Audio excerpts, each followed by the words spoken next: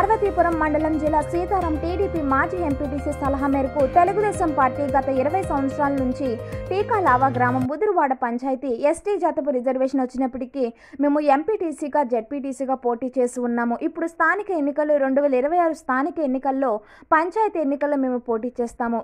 సర్పంచ్గా ఎంపీటీసీగా జెడ్పీటీసీగా ఎన్నికల్లో విజయం సాధిస్తామని ఇంటర్వ్యూలో తెలుపుతున్నాము. గిరిజనులు హరిజనులు తక్కువ కాదని మేము ఎన్నికల్లో పోటీ పడితే విజయం సాధిస్తామని తెలియపరుస్తున్నారు. రాజకీయ ప్రస్థానం ఎప్పటి నుంచి ప్రారంభించారు? ఇప్పుడు నుంచి టైం ఉంటే సరాసరి 10 సంవత్సరాల అనుభవం ఉంటుందా? ఎందుకంటే ఎక్కువ ఉంటుంది, 15 సంవత్సరాలు. అప్పటి నుంచే మా అమ్మాయి వెళ్తున్నాయి. అప్పుడు నేను ఎప్పటి నుంచి మొదటగా ఎంపీటీసీకి మీరు పోటీ చేశారు కదా? చేశాను. ఎన్ని ఓట్లు గెలిచారా, ఓటమి చెందారా? ఓటమి చెందాను. ఎన్ని ఓట్లు ఉంటాయి? ఒక 20 ఓట్లు. 20 ఓట్ల పోరంటే గెలిపి ఉండాలి. నెక్స్ట్ స్థానిక 2026 స్థానిక ఎన్నికలు ఉన్నాయి, సర్పంచ్ ఎన్నికలు ఉన్నాయి. మీరు పోటీ చేయడానికి సిద్ధంగా ఉన్నారా? ఎమ్మెల్యే ఆధ్వర్యంలో అందుకంటే సిద్ధమేనా?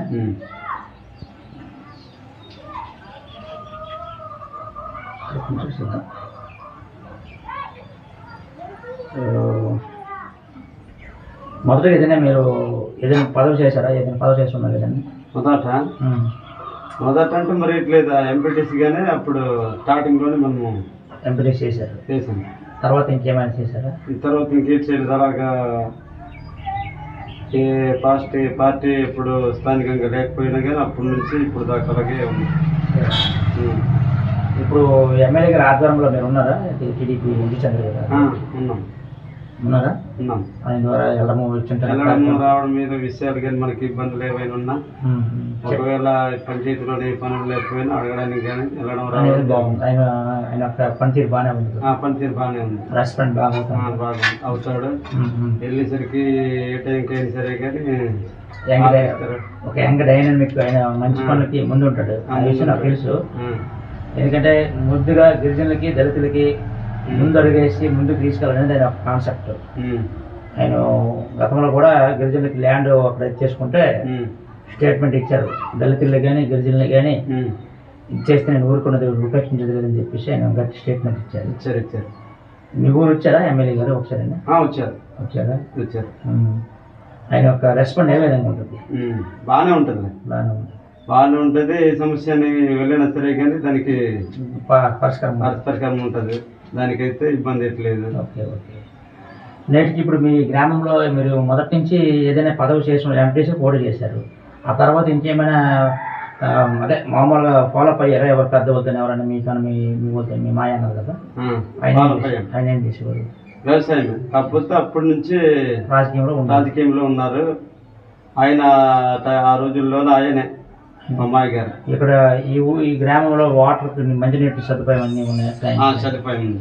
ఎటువంటి ఇబ్బంది? నదులు కాలువలు అంటే కొంత వర్క్ అయింది, కొంత అవ్వలేదు. ఇంకా చేపిస్తామని హామీ ఇచ్చారు. చేయిస్తామని హామీ ఇచ్చారు. పర్వాలేదు. ఓకే. నెక్స్ట్ మీ గిరిజన ప్రాంతంలో ఇప్పుడు ఎటువంటి సమస్య లేదు కదా? అంగన్వాడీ కేంద్రం బాగా రన్ చేస్తుంది. అంగన్వాడీ కేంద్రానికి అప్పటి నుంచి బిల్డింగ్ లేదు కానీ హౌస్ ట్యాగ్ పెడతాము. ప్రజెంట్ ఇంచుమించు రీసెంట్గా మొన్న పోయిన నెలలోనే పెట్టాము. మొన్న వెరిఫికేషన్ కూడా వచ్చారు ఇంజనీర్ గారు. ఓకే. వచ్చిన తర్వాత ఇప్పుడు ఎమ్మెల్యే ఇప్పుడు మంత్రి సంజయ్ మేడం ఎప్పుడైనా వచ్చారు? సంజయ్ మేడం గారికి రాలేదు. ఇప్పుడు మీరు వెళ్ళారా? కొన్ని ఏదైతే సమస్య పడుతుంది మంత్రి కదా, అంటే ఎమ్మెల్యే దగ్గర కలుస్తారు విజయచంద్ర గారిని. మంత్రి సిస్టమ్ ఇది కాబట్టి ఆవిడ ఏమైనా కలిసారు అనుకుంది. ఒకసారి 2 సార్లు వెళ్ళాము. అలాగే పనిచేసే సమస్య కోసం. ఓకే. అది గ్రామంలో పిల్లలకి అందరికి కూడా మంచి పౌష్టికాహారం అంగన్వాడీ అందరూ అందుతుంది. ఎటువంటి సమస్య లేదు. ఓకే. విజయచంద్ర ఎమ్మెల్యే మీకు గౌరవించి ఒకవేళ మీకు ఎమ్మెల్యే సర్పంచ్గా ఆయన ఎమ్మెల్యే మీకు గుర్తించి సీట్ ఇచ్చినట్టుగైతే సర్పంచ్ కానీ ఎంపీటీసీ కానీ ఇచ్చినట్టుగైతే మీరు సిద్ధమేనా? ఆయన అయితే గిరిజనులకి దళితులకి పెద్దపేట వేయడానికి ఆయన సిద్ధంగా ఉన్నారు. ప్రధానమైన అట్టడుగు ప్రాంతాల్లో ఎవరైతే ఉండిపోయారో, మారుమూల గ్రామాలు ఎవరైతే ఉన్నారో వాళ్ళందరికీ కూడా స్థాయికి తీసుకొచ్చి ముందుకు తీసుకెళ్దాం అని చెప్పేసి ఆయన కాన్సెప్ట్. మీరు సిద్ధమే కదా? సిద్ధమే.